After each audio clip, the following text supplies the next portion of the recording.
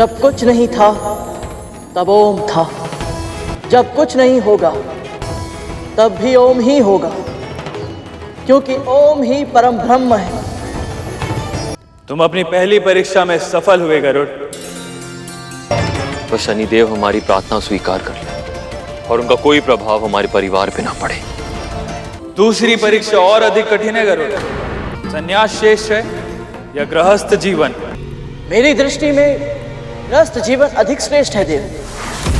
क्यों? कहा तो यह जाता है कि ईश्वर को जानने के लिए पहले स्वयं को पहचानना पड़ता है, और स्वयं को पहचानने के लिए संन्यास अनिवार्य है। जैसे कि आपने कहा, एक सन्यासी के लिए अंतिम लक्ष्य होता है ईश्वर या परम सत्य की खोज करना, पर यह खोज तो एक गृहस्थ भी कर सकता है देव। कैसे गरुड़?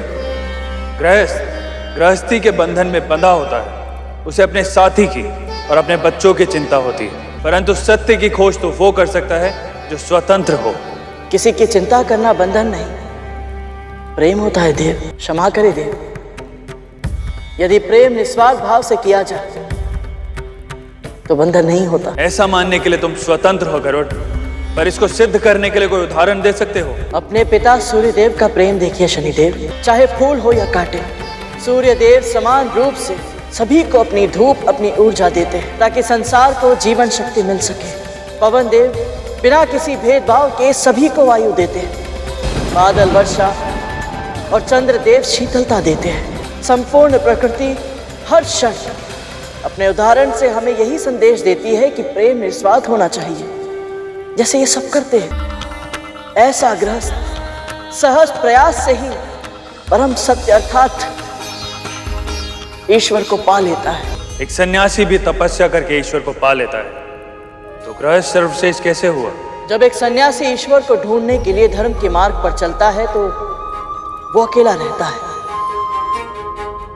पर जब एक गृहस्थ भक्ति के मार्ग पर चलता है तो उसके साथ पूरा कुटुंब ईश्वर के पथ पर अग्रसर हो जाता है।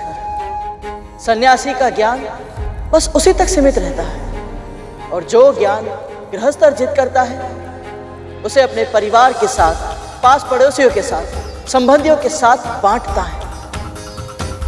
उस कुटुंब की परंपरा के रूप में यह ज्ञान आने वाली कई पीढ़ियों तक पहुंचता है। इसीलिए मेरा मानना यह है देव कि सन्यासी आदरणीय होता है, पर उससे भी कहीं अधिक श्रेष्ठ गृहस्थ होता है।